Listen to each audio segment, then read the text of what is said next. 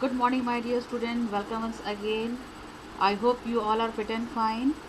And we have started our new chapter, D and F block elements. Previously, we have discussed certain properties of D block elements, definition of transition metals, and today we will learn general properties of transition elements. What are the general properties of these transition elements? See children, this we will start with physical properties. See children, all these transition elements display typical metallic properties such as they have high tensile strength, they are they show the property of ductility, malleability, high electrical conductivity, and they also show metallic luster. Okay, here you can see lattice structure, BCC, CCP. Okay, in first chapter solid state is there. There we will see this structure, BCC, body centered cubic cell. Okay, these are the shapes of transition metals. Okay, these are the different shape. When you will study solid state, you will get to know that what is BCC, hexagonal, HCP means hexagonal cubic lattice. Okay, hexagonal close packing. BCC means body centered cubic. Okay, CCP means cubic closed packing. These all are showing the metallic structure. Okay, lattice structure of transition metals. Okay, now see children, this graph is very important. See, this graph is plotted atomic number with respect to melting point. Here you can see the transition metals that here we are talking about, transition metals with exception zinc, cadmium and mercury. Okay, these are the exceptional case. Later on we will see. These transition metals are very hard and they show low volatility. Okay, they are less volatile as well as they are very hard. Their melting point and boiling point are also very high. Okay, here from this graph you can see this graph 8.1. It depicts the melting point of 3D series, 4D series and 5D series transition metals. Here you can see children, the high melting point of these metals are attributed to the involvement of greater number of electrons. Okay, their high melting point, reason of high melting point is that children, because these all are metals and strong metallic bonding exists between them, and this metallic bonding depends upon the number of unpaired electron. More the number of unpaired electron, more will be the interionic interaction between the electron of different metal. Okay, means metal metal interaction will be there. Okay, not different metal, metal metal interaction will be there, and more will be the number of valence electron, more will be the interionic attraction exist between the metals, atoms of metals. As a result of that, strong will be the bonding, and if bonding will be strong, if the strength of bond is very strong, of course the melting point is going to be very high. Okay, so why these transition metals have high melting point? Because it depends upon the involvement of number of electron. More the number of electron, more will be the bonding, metallic bonding, and as a result of interatomic metallic bonding, more will be the force of attraction exist between them. As a result of that, their melting point will be high. Okay, here you can see it attributed to the involvement of greater number of electron in addition to ns electron in the interatomic metallic bonding. Okay, now see, in any row the melting point of this metal rises maximum at d5. Till d5 it is maximum, because after that children pairing of electron will take place. Okay, so it reach maximum up to d5, because after d5 children, d6, d7, d8 you all are knowing that pairing of electron will start. Now you can see the anomalous behavior of manganese and titanium. Okay, they are showing fall in their melting point. Okay, here you can see this titanium, this manganese, because children, this are showing abnormal behavior, because when you will see the configuration of manganese, it will be D5. Okay, atomic number. Okay, when you will see its atomic number, and when we'll do its electronic configuration, it will be 3d5 and 4s2. Okay, atomic number 25, and it will be last configuration, it will be 3d5 and 4s2. Okay, so these 5 electron, half filled or fully filled, are highly stable. So because it is in half filled state, it is highly stable, so these electrons are very strongly affected by the manganese nucleus. As a result of that, they show weaker metallic bonding. They show bonding, but the strength will be not very high. As a result of that, they are showing their abnormal behavior, because the half filled electron, the orbital is half filled, and these half filled orbitals, the electron present in it is strongly attracted by the manganese nucleus, and they show weaker metallic bonding. As a result of that, you can see they are showing abnormal behavior in the melting point. Okay, now see,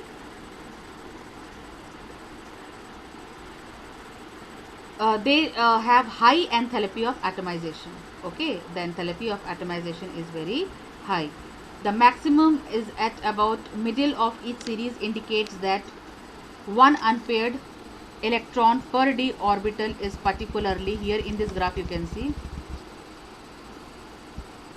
favorable for a strong interatomic interaction. In general, the number of greater the number of valence electron, stronger is the resultant bonding. As already I have told you right now, greater the number of valence electron, stronger will be the resulting bonding or resultant bonding, and higher, you can see here the enthalpy of atomization. Here you can see this enthalpy of atomization is a very important factor in determining the standard electrode potential of a metal.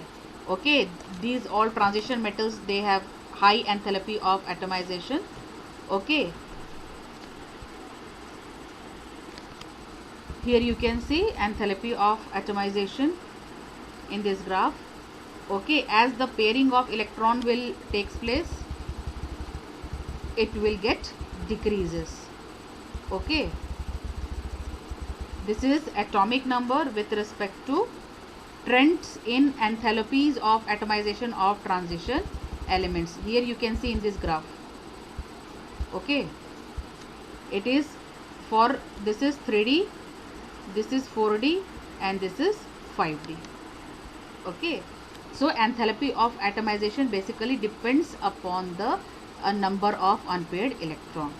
Okay, more will be the valence electron, greater will be the resultant bonding. Okay, greater will be the number of valence electron, stronger is the resultant bonding.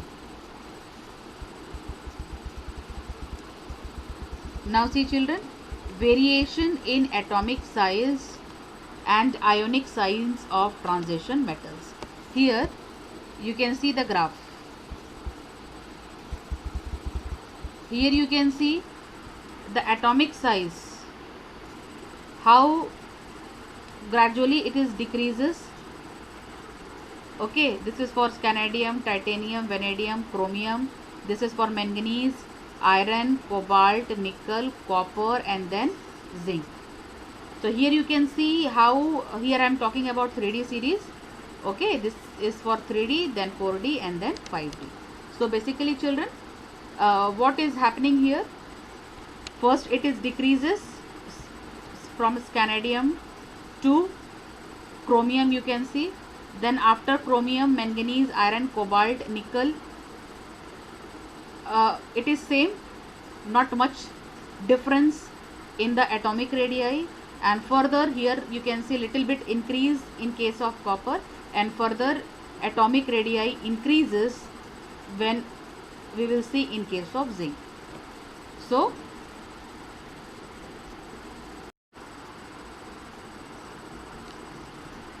Okay, student, here we are observing the variation in atomic and ionic size of transition metal. Previously, you have seen the variation in atomic radii. From scandium to chromium, atomic radii decreases. After chromium till copper, there is not much increase in atomic radii, and from copper to zinc, there is increase in atomic radius. So, children, you all are knowing that in d orbital, if we are talking about transition metals, d block elements, the new electron will enter in penultimate d shell, d orbital. With each time, the nuclear charges increases by unity, because you know the one electron in case of scandium it will be d1, titanium it will be d2, vanadium, scandium, titanium, vanadium it will be d3. Means with each time, when the new electron enters in d orbital, with each time the nuclear charge increases by unity. As a result of that, the influence of nuclear charge on the outermost shell will be very high, or you can say very strong. As a result of that, the electrostatic attraction between the nuclear charge and outermost electron increases, and as a result of that, the size decreases.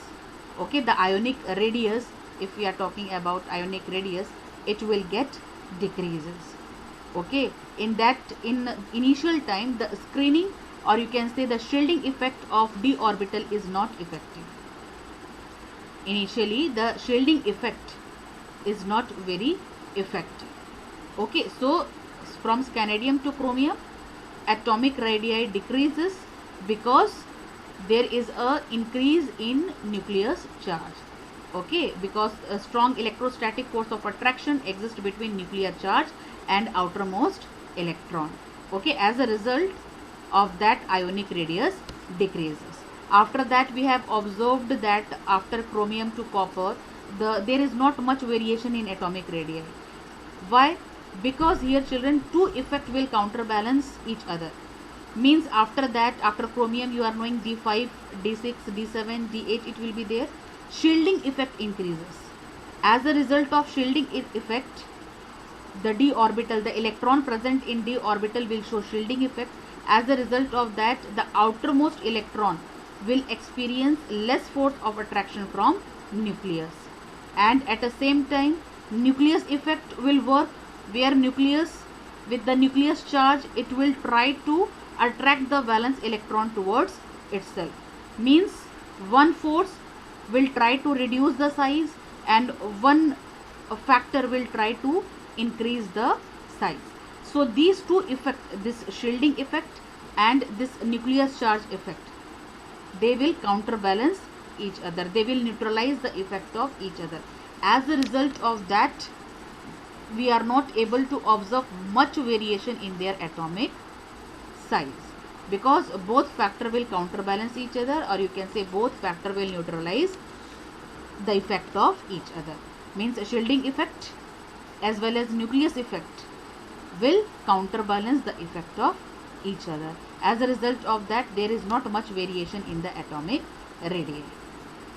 Okay, at last, after copper, you can see after copper there is an increase in size from copper to zinc. It is because, children, you all are knowing at zinc it will be 3d10 and 4s2. Because of the electron repulsion, there will be increase in electron cloud. As a result of that, atomic radius increases. So the answer is that, children, here I will show you with graph also, so that you will understand in a better sense. Here you can see from scandium to chromium, the size decreases because nucleus charge increases. The effect of nucleus attraction over the outermost shell increases from scandium to chromium. After chromium to copper, here you can see there is not much difference in their atomic radii, almost they are same. It is because the shielding effect, okay, the electron present in d orbital will show shielding effect.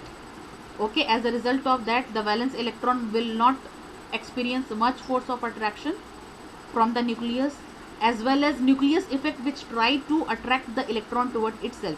This both effect, shielding effect and nucleus effect, will neutralize the effect of each other. They will counterbalance the effect of each other. As a result of that, they are having almost equal size, or you can say there is not much variation in the size. And from copper to zinc, you are knowing that zinc is fully filled. The d orbital is 10 electron, as well as s orbital have 2 electron, because electron repulsion will be there. Okay, d orbital as well as s orbital fully filled shell is there. Because of increase in electron cloud, the atomic radii also increases.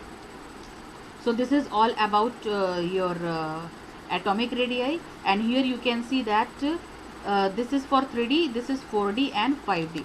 This 4D and 5D series here, the variation is very low, or you can say very small. However, the variation within a series is quite small, and those with the corresponding elements in the other series, the curves right now I will show you that show an increase from first D series to second D. The atomic radii will increase from 3D to 4D series. Okay, but the radii of third series are virtually same as those of corresponding members of second series. Means from 3D series to 4D series, the atomic radii is almost same. No, from 3D to 4D, sorry, from 3D to 4D, there is increase in atomic radii. From 3D to 4D, the atomic radii increases. But 4D and 5D are having their comparable size. Okay, there is not much difference in their size. Here you can see, here it is clearly mentioned that an interesting point you are able to see when atomic size of one series are compared with the corresponding elements in the other series. The curves in the figure 8.3 shows an increase from first 3D series to second 4D series of the element. But the radii, okay, here you can see the radii increases from first to second series. But the radii of third, that is 5D series, are virtually same with respect to corresponding members of second series. Okay, means 3D to 4D there will be increase in radii, but from 4D to 5D there is not much increase in atomic radii. Okay, they are correspondingly, they are same. So what will be the reason for this? One of the very important reason here, it is this, children, that it is due to lengthenoid contraction. Later on also we will study lengthenoid contraction. It is that when we will move from 3D to 4D series, the radii increases because the electron are now entering in next subshell. Okay, as we have previously also in class 10th also you have learned that top to bottom atomic radii increases because the upcoming electron enters in next energy level. But here you can see from 4D to 5D there is not much increase in atomic radii.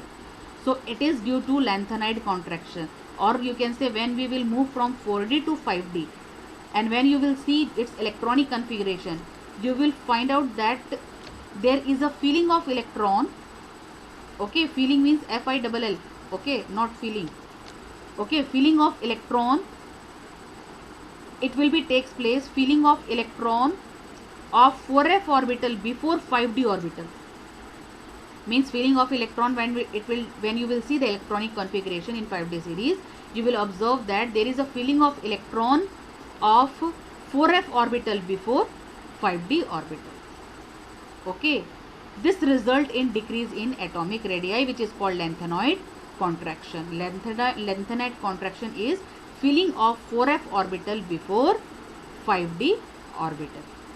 Okay, 4f orbital, filling of 4f orbital before 5d orbital result in regular decrease in atomic radii, which is called lengthenoid contraction. Because you all are knowing, children, 4f means f orbital, here f orbital is showing poor shielding effect. Okay, poor shielding effect. As a result of that, the size get contract.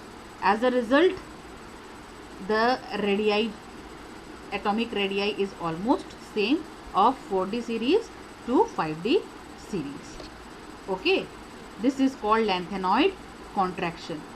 Filling of 4f orbital before This is called lanthanoid contraction. Okay, very important definition, children. Just learn it, memorize it. Later on, I will show the electronic configuration also. So it is a filling of 4f orbital before 5d orbitals, result in the regular decrease in their atomic radii, which is known as lanthanoid contraction. Okay.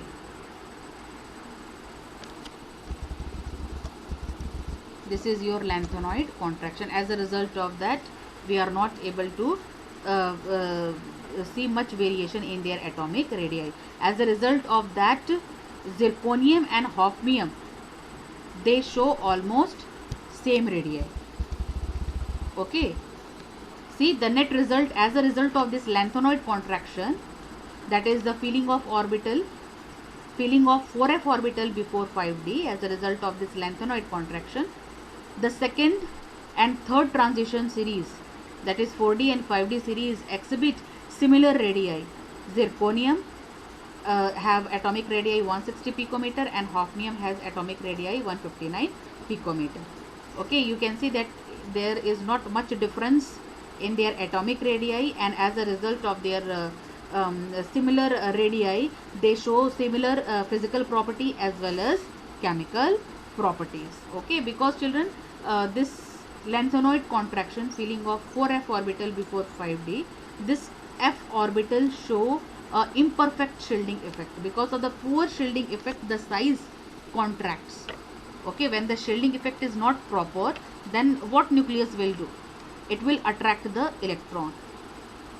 It attract the electron means the electron present in outermost shell, it will attract it. As a result of that, the size decreases. Okay, due to poor shielding effect of 4f orbital. Okay, or you can say f orbital. And one homework I am giving it to you, that what will be the result of density when you will see here. See, density of this transition metals. I think data is there. Okay, density you can see for scandium, titanium, vanadium, chromium, manganese, iron, cobalt, nickel, till copper it increases. Density increases. Okay, from titanium to copper the density increases. So what will be the reason how density increases? What will be the reason for increase in density? You know, density is equal to mass upon volume. I am giving one hint that density is equal to mass by volume. So you people will just tell me that what is the reason that there is an increase in the density. Okay, and one clue I am giving it to you, that density is equal to mass upon volume. There will be some reason related to nucleus charge, increase in nuclear charge. Okay, decrease in volume. Okay, decrease in volume, increase in nuclear charge effect. Okay, these are the hint that I have provided to you. You will tell me that why there is an increase in density we are observing till copper. Okay, I think this much is sufficient for today, children. Here we have learned variation in atomic radii of these transition metals. Okay, with the help of graph, enthalpy of atomization, metallic bonding, high melting point and boiling point. These are all the properties that we have discussed today that you have to learn. Okay, I think this much is sufficient. So children, learn all this point. Okay, and later on next we will see ionization enthalpy. One question is there, children. Why do this transition metal exhibit high enthalpy of atomization? These all transition metals elements show high enthalpy of atomization. Why it is so? Because right now I have explained you, it depends, this high enthalpy of atomization depends upon the unpaired electron. More the number of unpaired electron will be there, more will be the interatomic interaction, more stronger bonding will be there, which leads to high enthalpy of atomization. Okay, here you can see, because of the large number of unpaired electron in their atom, they have strong interatomic interaction and hence stronger bonding between the atom result in higher enthalpy of atomization. And one more in-text question is there. In the series is Canadium atomic number 21 to zinc 30, the enthalpy of atomization of zinc is lowest. Okay, so this is also very easy, children, question. From scandium to zinc, the enthalpy of atomization is zinc is the lowest. So from electronic configuration you can tell directly. Zinc is, you can see, 3d10 4s2. All the electrons are fully filled. No electron of zinc from d orbital is involved in formation of bond. As a result of that, they have low enthalpy of atomization. Whereas when we will observe in 3D series, many of the electron of d orbitals of metals are involved in metallic bonding. Okay, but here zinc is fully filled, d orbital is fully filled, and no electrons are involved in bond formation. As a result of that, zinc is showing lowest enthalpy of atomization, because this enthalpy of atomization depends upon the children number of electron present in n-1 d shell in addition with ns orbital. Okay, but in case of zinc, no electrons are involved in metallic bonding formation. Okay, so this is the answer, go through it. Thank you.